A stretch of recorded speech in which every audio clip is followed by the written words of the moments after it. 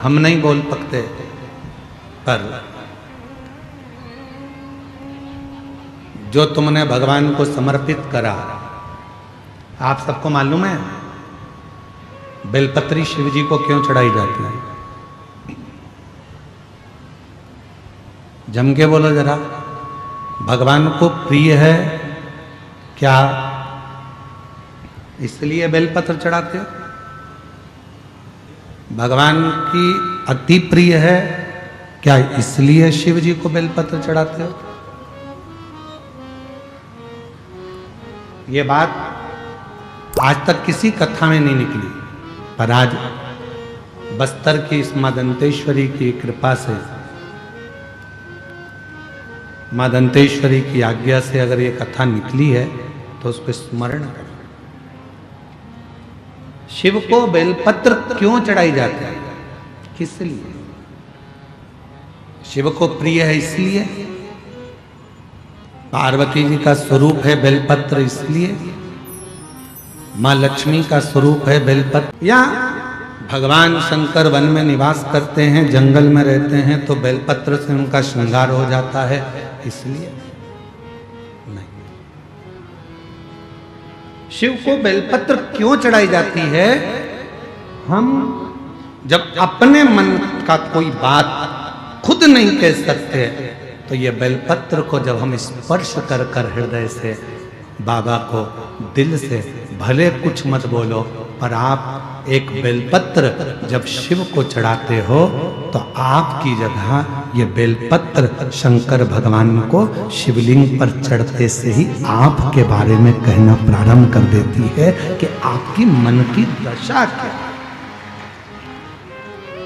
आपके मन का भाव क्या, आप क्या कहना चाहते हो, क्या बोलना चाहते हो, क्या वर्णन करना चाहते हो।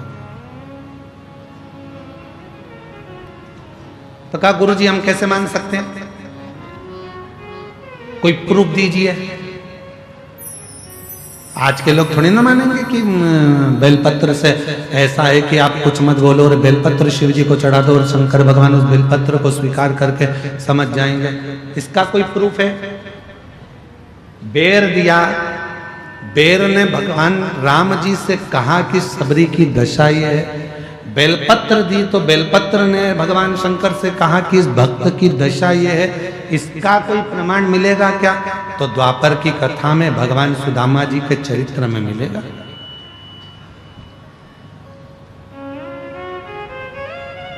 कितने लोग हैं जिन्होंने श्रीमद् भागवत सुनी है? जरा हाथ उठाओ तो जरा, जिन्होंने भागवत सुनी, भले टीवी पर सुनी चाहे कहीं पर भी सुनी, सुनी तो है ना, रखो। सुदामा जी ने भगवान कृष्ण से कहा था क्या कि मेरे घर में कुछ भी नहीं है प्रभु, खाने के भी लाले पड़े हैं, मेरे बच्चे भूखे हैं प्रभु, मेरे घर की दशा ठीक नहीं है प्रभु। कहा था सुदामा जी ने? जम के बोलो जरा, नहीं कहा। फिर भगवान को कैसे मालूम पड़ा कि इसकी दशा ऐसी है? कब?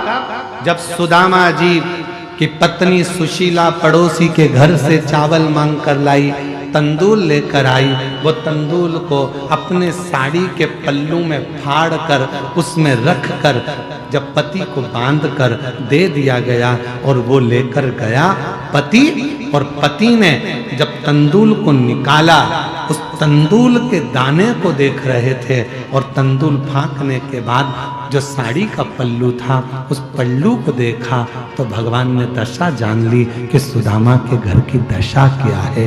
उस तरह से समझ में आता है एक बेलपत्र जब हम शिव को देते हैं, बाबा हमारे घर की दशा जान जाता है, हमारे मन का भाव पहचान जाता है और बाबा हमारी झोली भर देना चालू कर देता है। दशा की बात कैसे परमात्मा से करें? हम कैसे भगवान को अपने मन का भाव कर दें? हमें ना स्तुति आती है, ना मंत्र आता है, ना साधना आती है, ना तंत्र आता है। और एक और प्रसंग सुन लीजिए, आज मां दंतेश्वरी की कृपा से एक प्रसंग और सुनिए, कितना सुंदर प्रसंग है। जब भोले बाबा ने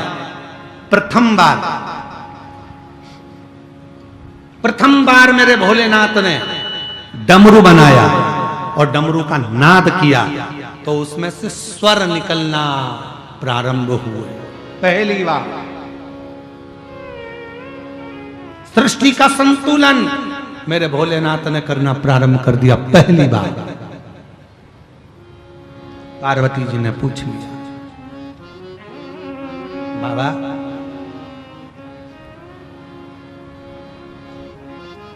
आपने ये डमरू बनाया पृथ्वी का संतुलन करने के लिए, और इसको आपने पृथ्वी का संतुलन करने के लिए रखा, इसमें से स्वर निकल रहे हैं, स्वर प्रशित हो रहे हैं। बाबा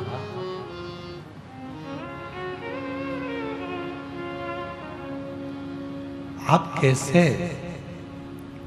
दुनिया के शब्द को श्रवण कर लोगे, कैसे दुनिया के शब्द को स्वीकार कर लोगे? किसके मन में क्या चल रहा है आप कैसे स्वीकार कर सकते हो? शिव जी ले गए पार्वती को सुंदर वादियों में भ्रमण कराते कराते आज मेरा बाबा केदार खंड में पहुंच गए। केदार खंड में, और बाबा केदारनाथ जी का जो शिला सुंदर सुंदर पर्वत कंदरा उत्तराखंड की देवभूमि, जहां पर बह रहे थे झरने, उन झरनों में से पानी गिर रहा था। तब एक वृक्ष का पत्ता पड़ा हुआ था सूखा, उस वृक्ष के पत्ते पर एक एक पानी की धीरे धीरे तरंगे गिर रही थी और पत्ते में से स्वर निकल रहा था। मेरे भोले बाबा पार्वती से कह रहे थे जरा कान लगा कर सुनो क्या बोल रहा है, क्या बोल रहा है, कान लगाओ सुनो, श्रवण करो, सुनो पार्वती वो क्या बोल रहा है। पार्वती को कुछ समझ नहीं आया, पार्वती कुछ समझ नहीं पाया, समझी नहीं मां। माता पार्वती जी जान नहीं पा रही थी।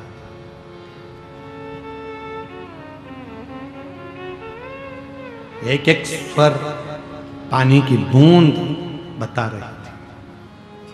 तब भगवान देवाधिदेव महादेव ने माता पार्वती से कह दिया, सुनो जगत जननी जगदम्बा अंबा पार्वती, जल की धार व्यक्ति ना बोले, जो जल की धार मुझ पर पड़ती है मैं उस धार से समझ जाता हूं कि गंगा क्या कहना चाहती है। गंगा की शब्द की मेरे भोले बाबा को जब आप एक लोटा जल समर्पित करते हो और धीरे धीरे जब वो जल की धार मेरे देव अधिदेव महादेव पर चढ़ना प्रारंभ होती है, तुम कुछ कहो ना कहो, पर तुम्हारे घर से आया हुआ पानी जब शिव जी पे चढ़ता है तो वो जल की धार शंकर जी से तुम्हारे मन की और तुम्हारे घर की पूरी बात कह देती है और शिव करुणा करना प्रारंभ